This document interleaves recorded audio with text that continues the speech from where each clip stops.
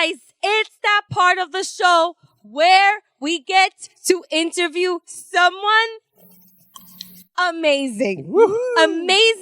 Amazing sauce, amazing spaghetti, amazing everything. Shout out to a lot of Columbus Day, which we're taping this. A lot of carbs. Very Italian opening. Amazing pasta fagioli. Amazing bruschetta. Amazing meatballs. Amazing mozzarella. Listen, she is an activist and an entrepreneur. Please put your hands together for Carolina Contreras, a.k.a. Miss Rizos. Rizos. Miss Finally, Rizos. we got you. Finally got you in the studio. I was literally in the hospital last time I didn't come. Straight up sent a photo of me dying in the hospital. There's FaceTime. Hello. From the hospital? Carolina's like, look, trust me, believe me. And then she got a picture laid out on the couch with like IV hooked up to her. Believe me, I'm not making it up. I know, I feel I'm so not bad. flaky. I know. Dr. Zorn is going to be on a podcast? But I hate flaky people. They're like my pet peeve. And so I had to send receipts because I'm like, I was in the hospital, y'all. It was really bad. Girl, what happened? Can we talk about it? I legit had diarrhea and vomiting for 10 days. I was in the hospital. I went to the emergency room 3 times. They couldn't find what was wrong with me. And I had to take a freaking plane and go to DR. And in DR, they were like, this is what's going on. And they fixed me up. And I'm like, what the hell? So I'm better now. Thank God. Up top because you're here. Yes. Hello. Welcome. Yes. But I am better. I am better. Although I've come to the show with diarrhea, so it's possible. It's possible to do a podcast when you have Come diarrhea. on. You gotta stop cooking, Jamie. There was that one time he had us fucking waiting for like 12, 15 minutes and it was blatantly clear. I had an unfortunate Taco Bell lunch. Oh, no. Wow. Oh, no, it happens. I think it happens I think to it was all a of us. salad. A salad. Ay, Dios mío. Uptown. You never know. You never know. All right, Miss Rizos, my introduction really doesn't do you much justice. Please elaborate on being an activist and entrepreneur for our listeners. It's so weird to talk about yourself, but It's okay. Just pretend you're looking in the mirror. That's what I do every morning. But yes, I am an activist, entrepreneur, business owner, creator of Miss Rizos. A lot of people are like, what's your name? Because they call me Miss Rizos. I'm on Instagram, sort of like an influencer too. What else about me? Well, I mean, you just said a lot. You know? Sounds like you're busy. I read in your bio, you have a comic book too? I have a comic book. I'm a superhero. You're a superhero. Yeah. Yes. Can we elaborate on that? Curly girl. Las super rizadas. Yes. Let's see. So my name is Alexandra as a superhero. In the Dominican Republic, a lot of girls can't wear their hair curly to school. What? And so, yeah, it's kind of crazy. And so we created a comic book to teach little girls that they can wear their hair curly to school. And we've actually distributed 7,000 comic books all around the country. That's amazing, completely yo. for We gotta free. applaud that. And Move so- over, Captain Marvel. Frank wants to go to DR. She got curves too. She looks good. I love curves. She has big hair. She has curves. She looks beautiful. I have this theory that like you have to create what doesn't exist. And I don't remember growing up with a curly hair, curvy girl, super hair. And so I'm like, let me create one and send a message, an important one to little girls in DR. And so that's what we did. That is beautiful. Does she have like a super villain? Like, who's her Joker? Who's the Joker to her Batman or Batwoman? She has to have like a keratin or like a Japanese straightener in her hair. People who discriminate against people because they have curly hair. Those are the villains. Okay. And they're not so much villains. They're just people that need to be educated and brought into the other side, into the other world. And that's what we're trying to do. And so her superpowers come in the form of a hair pick. And so when the hair pick drops, it means that there's something going on. And so she gives the hair pick to the little girl who needs it, who needs the information. And the little girls are always the protagonists in the comic books. I just gotta whip it out real quick. Oh my God! I just gotta whip. I never leave home without this shit. Frank bro. is giving you a side eye. Brought out a pick. She's brought out a pink pick. A breast cancer awareness pick. Your hair is popping. Thank you. Oh shit. So Thank you. It took me. Can I listen? This is part of the reason. I'm gonna be selfish for 1 second. Can I be selfish? Oh, you never are selfish. Go ahead. I know I'm not. I know. I'm That's never a rarity. selfish. So go ahead, You're Rachel. damn right. guys I'm are always so- giving. I'm always giving. I'm giving on and Rachel's giving. team right now. I'm sitting right next to her, so. Uh-oh. about to- We know about that scenario. Remember, Like- I have superpowers, Yeah, so my be God. careful. Do not ever pick a fight with Rachel.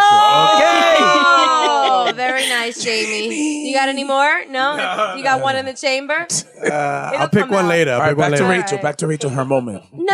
On the real, I hope a lot of women can feel me on this, but I grew up thinking my hair was straight because my mother blew it out straight every day because I grew up in an all-white neighborhood. And I don't know, I guess she thought that me having curly hair, the other girls at school would be like, what's that? You know, not used to seeing this big hair.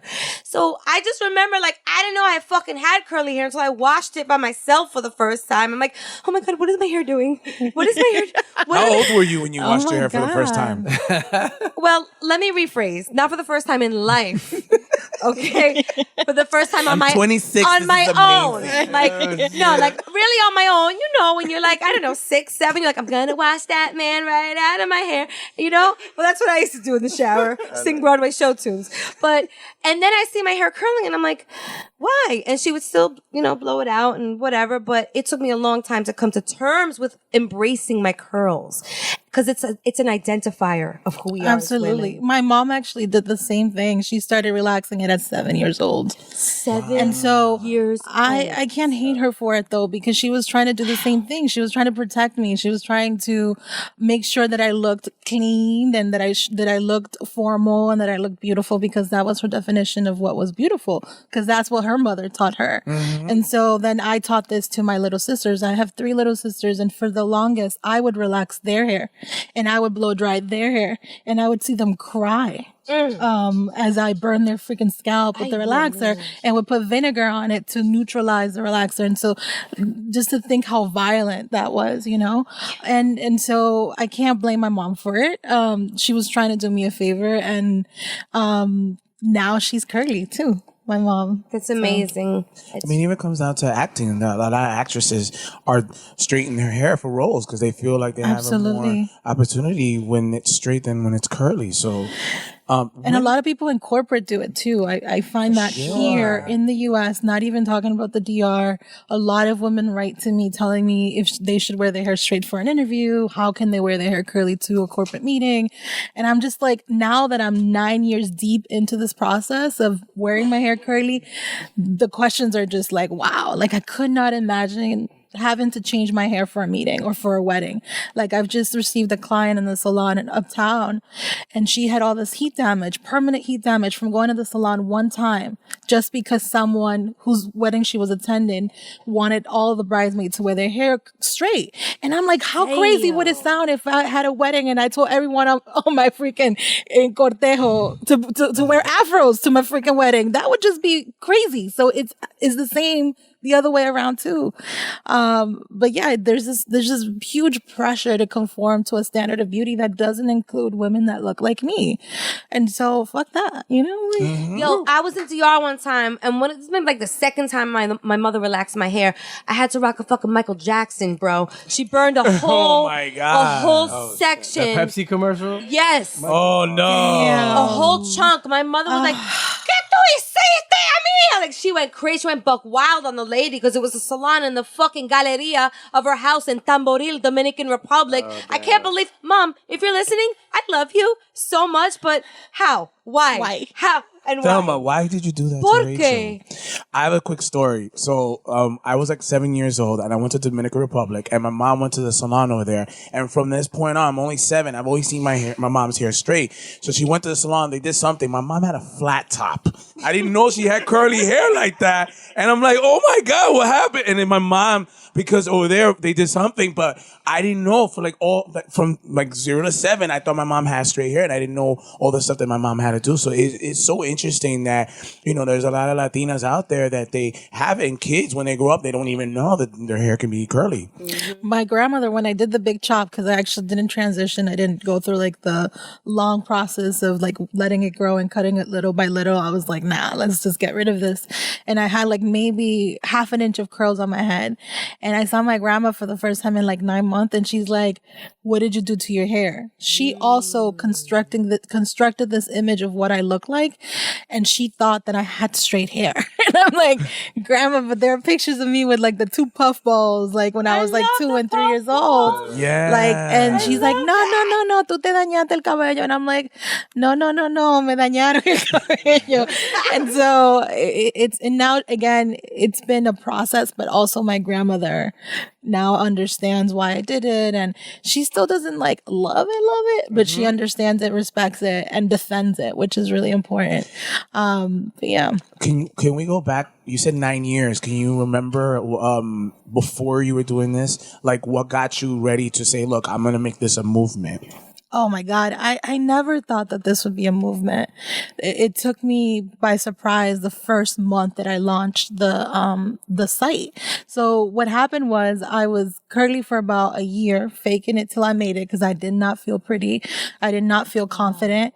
I had to like convince myself every morning before leaving home, like, you're beautiful, you look good.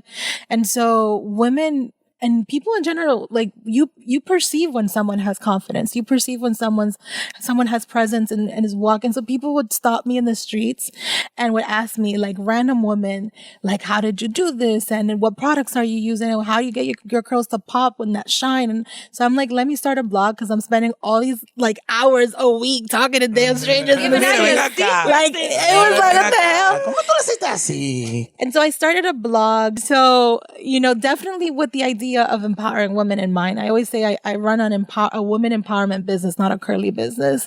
And so I started writing like the blog and servilletas and stuff and like handing it to people. Like, oh, you had that question, I answered it here and here you go. And so that's how it started 8 years ago. And then, so it started, I think it was July of 2011, and Remolacha picked it up right away. And Remolacha picked it up, and that was it. Yeah. Oh my God. Yo. Like Remolacha made me understand the power of the internet in 2011. Wow. Yes. They picked it up a month into it, and I was like in other blogs, and I was, before New York Times, it was Remolacha for me that put me out there. So true talk. Like, I promote the podcast all the time, and they're like, yeah, whatever. One time they featured Remolacha, like, loco, pero venga acá, when you gonna have me on the podcast? Yeah. I'm like, really? It took Remolacha for you to realize we had a podcast? It's insane. And Remo has been super supportive throughout the years. Like, anytime there's something happening in the community in DR where we're like defending someone's, human rights or whatever, he'll put it on. And so, that's how it started 8 years ago. It's really important. I'm not an evangelist here trying to convince everyone to wear their hair curly. I'm just trying to educate those who want to, and to create a space where women and men and children won't be discriminated against for wearing their hair curly. So wear your hair as you want. Yes. If you want a straight weave, wigs, curly, whatever it is, rock it con orgullo. If you don't have hair, it's cool too. That's kind of sexy. So it's sexy. Frank is not. He left the room, but he's the poster boy for the sexy, no hair but sexy. But I think he's gonna let his nose hairs go curly. Makes sense. So I'm proud of him. Do you know where you got to that point where you felt that the momentum was catching and it was like other individuals, like, I'm not saying the copycatting, but you saw other people who were writing that movement as well. Yeah. Do you remember what part of that timeline that was? I always say that I picked up where others left off, and so I wasn't the only one who picked it up. Other people do it all the time in different ways. And so in terms of using curly hair as a vehicle for social change, I felt that it happened really fast. And I hate saying I'm a pioneer or that I started something. Those words are used a lot when talking about me, and I'm honored. But I always say that I didn't start really anything. I'm continuing the work of so many people that have been here before I was even thought of being conceived, And so the momentum has been since the very beginning, like it's crazy. I feel so grateful that I've been in this 8 years and I still get press like 8 years later in the same consistency. That's like incredible. And without a PR person, I've been in probably every major magazine,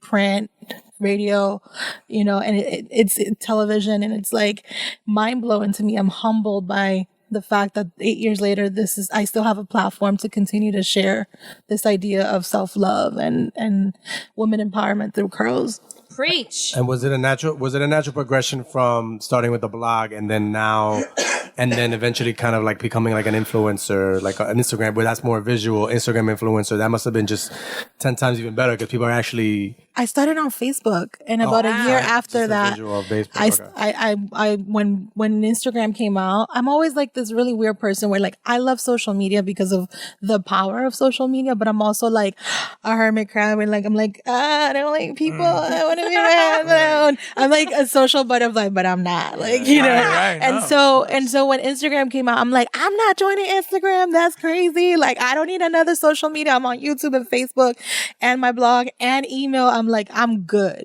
And then I joined Instagram in like 2012. And then everything did kind of escalate fast from Instagram, because Instagram is more visual, and I do run a very visual self-image activist. So it's like obviously very visual. Instagram has been an incredible tool for me in terms of my growth, both as an influencer, because I do work with brands, but also as a businesswoman. I get a lot of clients for both of my businesses through Instagram. That's really incredible. How many followers do you have on Instagram? I have like 60-something thousand, 65, I think. These are all women of like the same liking and same cultural belief in curls. And men. That's incredible. Lots of men too. Men. Lots of men who have little girls with curls, or wives, or who they themselves have curls. Yeah. I love that. All right. So speaking of all this momentum, and here you are now owning Miss Rizos salons. Woo. That sounds really crazy. It's been 2 days, 2 official days. Like, please tell us about this process. Baby number 2. It's 2 days old, and here I am doing a podcast. Que madre yo soy. We would have done it from your salon. I mean, it would have been perfect. That would have been awesome. Yeah, Frank we would have figured something out for Frank's hair. A wig, una peluca. Listen, I'm not kidding though. Whenever you want to do something at the salon, let me know. I live in the Heights, so it'll be like 2 subway We're stops always away from me. there. It's way closer. It's the one train. We close at 7 if you want to do something at night. You close at 7 in the Heights? That's because that's rare. Because all the salons in the Heights, they're there at like open midnight. till like midnight. I'm like, yo, they still doing hair. I don't believe in exploiting my personnel. yeah. So. Yo, but I believe in exploiting our Instagram. So listeners, if you like that idea, tell us at We Are Latinos Out Loud. Should we do something at Miss Rizos Salon in the Heights? That would be so awesome. And if so, what should it be? Let us know. Sure. I went to high school 2 blocks away from me, by the way. Yeah. George Washington High School. Shout out. So, the community has been so freaking welcoming. The other day, I'm in training with my staff, and we're like in a semicircle, and we see a cop Jeep parked in front of us, in front of the salon, and I'm like, shit, the licenses are over there. We're all good, right? Like, we don't owe anybody any money or anything. And this sheriff comes in, and her hair slicked back, so she walks in, and she's like, I'm very proud of you. She's like, I follow you. I love that you're in our community. I want to welcome you to our community. If you ever have any issues, we're in the precinct 34, blah, blah, blah. And I was like, oh my God, a cop just welcomed me to the neighborhood.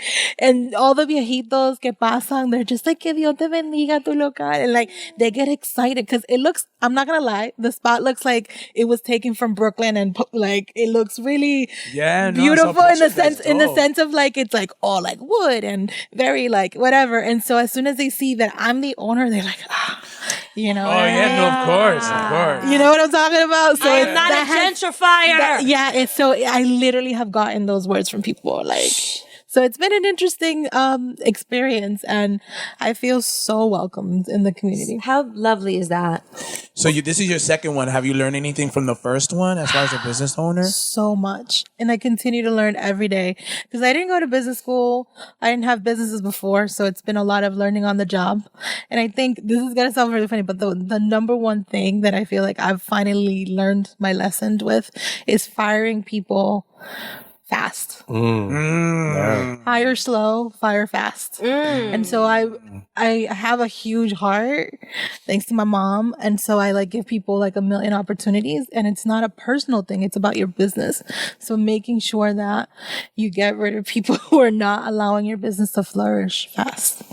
So like, wait. So Nice. And that's hard. Some of your employees are going to listen to the podcast like, oh, okay, I better get off.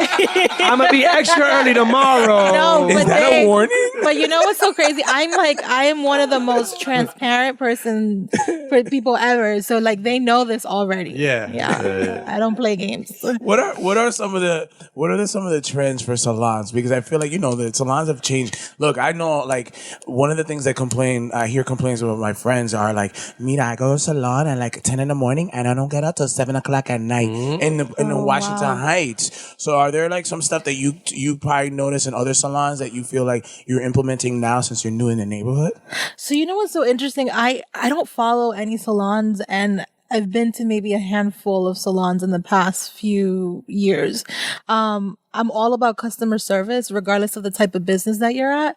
So you're going to walk into my salon and you're going to see things that maybe you see at other businesses that have nothing to do with beauty. So if you come to the salon and you spend $50 9 times, the 10th time you're going to get a free service. Hey. You come to our salon, we're going to greet you with a smile. We're going to offer you water, coffee, or iced tea or something like that. So it's like we do all these things that a lot of salons in Washington Heights don't do. Oh no. That I've learned that I appreciate from other businesses. Like I was in a JetBlue flight the other day. My mom says I need to start paying rent in the sky because yo estoy siempre en un avión. And so I noticed that JetBlue now has a self-serve like area. Once they serve you, you can get up during the flight and serve yourself more chips and more drinks. Oh my God. And I was like, as a customer, I felt so good. So what did I do? As we were building out the Washington Heights salon, I created a self-serve coffee, water, iced tea section where people could, after we offer them, because we'll continue to offer them because I think there's something special in telling someone, "Quiero un cafecito," or, So nice but to then hear. people are going to be able to continue to drink the coffee and the water throughout their visit there. And they're not going to be there for 7 hours unless they're getting Brock sprays. Generally, our appointments are 1 hour to 1 hour and a half. That's really good to You hear that, Jamie? So I think Jamie only goes to salons. So Jamie, I think it's close by. You could probably go and get coffee and stuff. I don't go to. I don't know. There's a lot. I do go to places where like they do have like the and I like like being asked that if treatment, I'm thirsty, right? Yeah. And I went to a salon in Washington Heights on Broadway, and I was so thirsty. I was gonna have some water. They straight up gave me un vaso todo sucio y agua de la llave. Like, and I was just like, God. you know what? I don't think I'm thirsty anymore. Yeah. That's like the water they wash the hair with and shit. Dirty Like a pelito in there. Ay, Like, Dios. what's this hair doing in there? The thing is, and also like Dominican salons, you're there for at least 3 hours. Your that's what I'm traditional saying. Dominican salon, you have it's Wi-Fi? an all-day affair. I have Wi-Fi. Miss Oh, Rizos that's guest. it. Yo. That's I would it. share the password here, but I don't. I don't want the neighbors to just feed off of my Wi-Fi. We'll have it in our next newsletter. The Wi-Fi of your salon. I want to take it all the way back. You say you came from DR and then you went straight to Boston. Why not New York? Why not even Rhode Island? Why? Because that's where my mama was. My mama was in Boston, and she left me when I was 2 months old in DR, and she spent 4 years kind of trying to get my brother and I to come to the U.S. And so I was 4, and I lived in Boston, Dorchester for a few years, and then I grew up in Somerville, Massachusetts. I left Somerville when I was 18 to go to college in Pennsylvania, and I graduated in Pennsylvania, and then left to DR. And so I have adulted in DR for the past 10 years, which is really, really interesting, right? So 4 years in DR, 18 years in Boston, Pennsylvania, and then now 10 years in DR again. Wow. So not even New York. That is so amazing that you actually opened up a salon in Washington Heights. I think that's why when Frank was like, "Yo, GWB," and you're like, "All right, come on." So Washington Heights, a lot of people are asking me Not like, one of my favorite presidents, but okay. yeah. A lot of people are asking me why Washington Heights? Why not another neighborhood? Why not the Bronx? Why not Boston, where I grew up? And so in 2012, I did my first event in Washington Heights. because a lot of people from Washington Heights were following me online. And so 2012, that's a long time ago. Yeah. Shout out to Apartment 78. Yeah. Jose has always Jose supported Morales, us. shout out to Yeah, Jose. Jose has always supported Miss Rizos, like straight up. And so over 100 people showed up, and y'all know Apartment 78 was tight. And so Legally, I was like, it was only 60 people famous. I mean, God, 60 and you people would showed know. up. I mean, 60 people showed Maximum up. occupancy 61 was were me. 50 people. And so it was like mind blowing to me. I've had this blog for a year, and then all these people show up to an event that I do uptown. And so then I continued to do events in the Bronx and uptown and just noticed how much love I was getting from the Washington Heights community. I also felt that there was something missing there. You know, there's like a 500 straight hair salons, and there's no curly hair salons in Washington Heights. And ironically enough, when I decided to bring Miss Rizos to Washington Heights, I didn't even know that there weren't any other curly hair salons. I found out about this recently as I was looking for a space for the salon. And so I just feel like it was time like to pay homage to this community who has always supported me. And I wanted to do it en el corazón de lo dominicano, que en Plátano, como que my friend calls it like the meat district, whatever. She calls it the Plátano district. The Plátano packing district. That The yeah. Plátano- amazing. I'm so not New York that I can't even put that together. I always thought it was the Mangú packing district. No, I thought, that's okay. Plátano. That's That's a Dykeman. good Oh, that's one. Dykeman because I live near Dykeman. So the that's- Plátano packing district. So I'm like, I should open it there. And I think it was a good decision and the right decision for sure. That I is wanna- so lovely. I want to dig deep. I want to know, you saying that you were an activist. What got you into the spirit of being an activist? Like, was there adults around your life that got you into being an activist? Absolutely. I grew up in Somerville, as I mentioned before, and at the age of 13, I was like hitting the streets and passing out flyers and doing a bunch of activism. I started with like trying to eliminate smoking in public places. So a lot of people were mad at me because we got that legislation passed in Somerville at the age of like 13. Wow. And so I at the age of 15, I was already co-chairing like higher education conferences at Harvard and at Northeastern University. So I was like, I was busier, believe it or not, I think as a teenager. Wow. Because I had a part-time job, sort of full-time, and I was also an activist throughout high school. I just always had this feeling of wanting to leave my community better than how I found it. And so in that process, I grow and I change and I evolve. And I don't know, it's a passion of mine to see things change for the better. Speaking of seeing things, if people go to the Smithsonian Museum in Washington, D.C., they're going to see your work. I know, It's not every day I'm yeah. sitting next to somebody whose work is featured in the Smithsonian. Man, so this stuff happens to me, and literally, I have to be honest, it's really hard for me to internalize these things. I was just literally at the day that I opened my salon on Saturday, I received an email, and my assistant's like, "You should read this."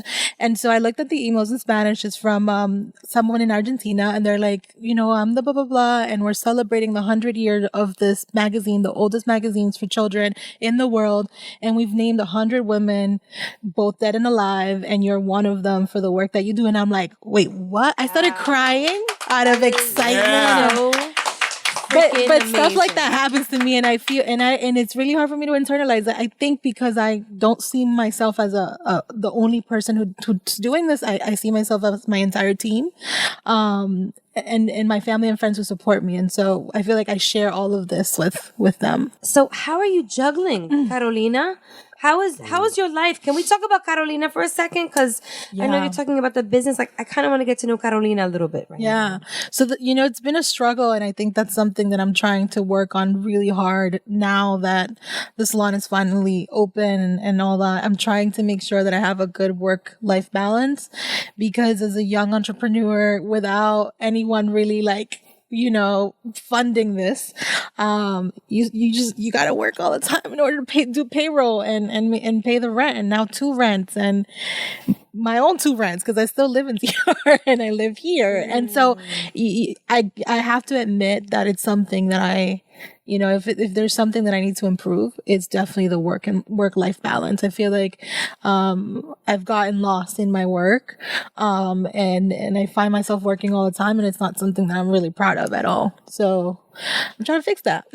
I'm trying to fix that. Well, we are here for you if you need to talk. If you want, this is our therapy. Well, let me not speak for anybody else in the room. This is certainly my therapy. You know what I'm saying? But I think what you're doing is remarkable and outstanding, and we're rooting for you so hard.